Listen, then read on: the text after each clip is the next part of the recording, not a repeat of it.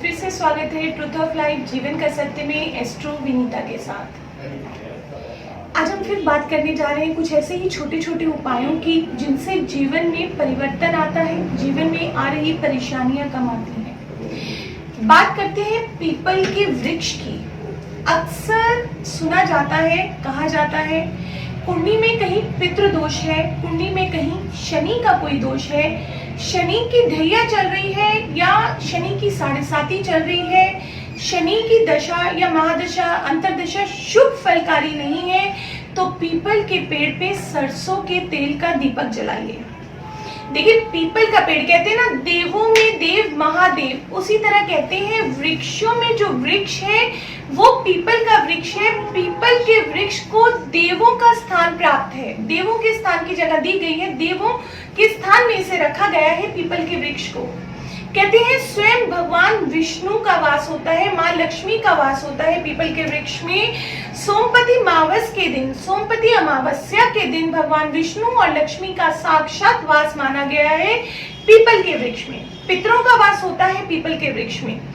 People की जड़ को ब्रह्मा जी कहा जाता है, तने को भगवान विष्णु और जटाओं को भगवान शिव की संज्ञा दी गई है और पत्तियों को सभी देवी देवता माना जाता है। कहते हैं पीपल के वृक्ष की पूजा, जो भी लोग नियम से पीपल के वृक्ष की पूजा करते हैं, पीपल पे जल चढ़ाते हैं, पीपल को सींचते हैं, पीपल पे सरसों के तेल का दीपक लगाते हैं, अपने पितरों को याद करते हैं, हनुमान चालीसा का पाठ करते हैं, बहुत से दुख दूर हो जाते हैं हमारे पीपल के पेड़ की पूजा करने से। चलिए जानते हैं क्या क्या उपाय ऐसे हम कर सकते हैं छोटे छोटे, जिनको करने से हमारे जीवन की आ रही परेशानियां कम हो।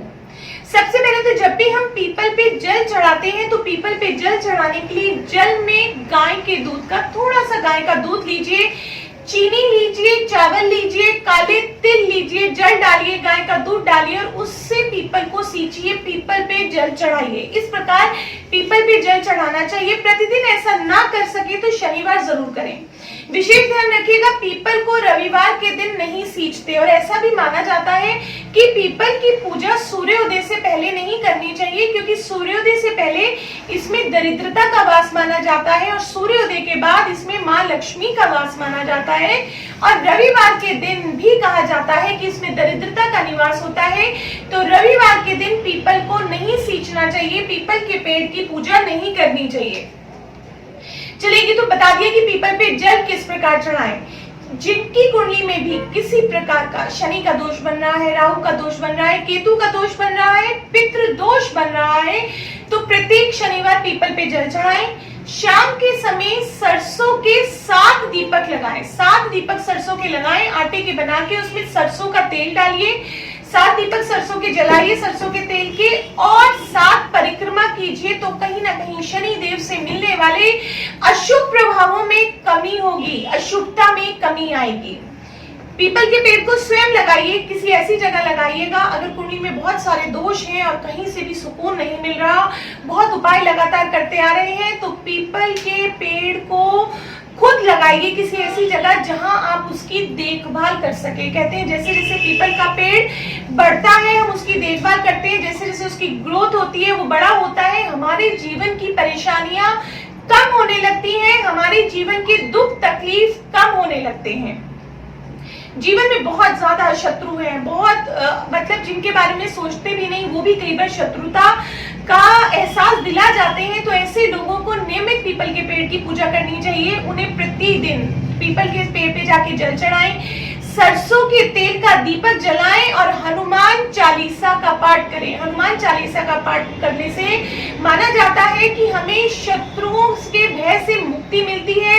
हमारी तरफ जो बहुत सारे शत्रु हैं, बहुत ज्यादा कंपटीशन है, उसमें हम हर जगह विजयी रहते हैं। जिन भी कन्याओं की कुंडली में वैवाहिक जीवन से लेके परेशानियां हैं, किसी भी तरह की देखिए परेशानी हो सकती है, हो सकता है कुंडली में कोई ऐसा योग हो जिसमें विवाह के बाद अकेले जीवन यापन करने की संभावना बन रही हो। रीजन कुछ भी हो सकता है पति के साथ अलगाव की स्थिति पैदा हो जाए या वैधव्य योग बन रहा हो कुंडली में, तो ऐसी स्थिति में प्रतिदिन कन्याओं को पीपल के पेड़ की पूजा करनी चाहिए। लगभग 1 साल लगातार 11 दिए सरसों के तेल के पीपल के पेड़ के नीचे जलाएं और जीवन में आ रही परेशानियां, जीवन में आ रहे दुख को कम करें। आप खुद महसूस करेंगे कि जो जीवन में इतनी परेशानियां चली आ रही थी, वो परेशानियां किसी हद तक कम हो गई हैं। कहते हैं पीपल में पितरों का वास होता है, सभी तीर्थों का निवास है पीपल में सभी तीर्थ है।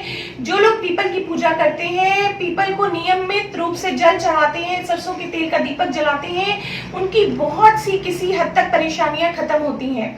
बहुत नुकसान हो रहा है, लगातार काम धंधे व्यवसाय में, बिजनेस में लगातार आप परेशानी महसूस कर रहे हैं, तो 8 शनिवार लगातार इस उपाय को कीजिए। प्रत्येक शनिवार एक पत्ता तोड़िए पीपल का, उस पे ओम लिखिए।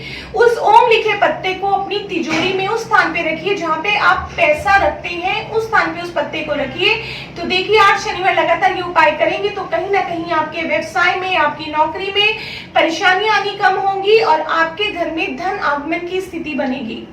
लगातार शारीरिक पीड़ा है किसी न किसी वजह से, कहते हैं ना भगवान शनि का भी वास है, और जो हमें बहुत ज्यादा शारीरिक पीड़ा रहती है, हमारे जॉइंट्स दुखते रहते हैं, जोड़ों में दर्द होना, शारीरिक पीड़ा रहना, तो कहीं ना कहीं शनि देव भी उसके पीछे होते हैं।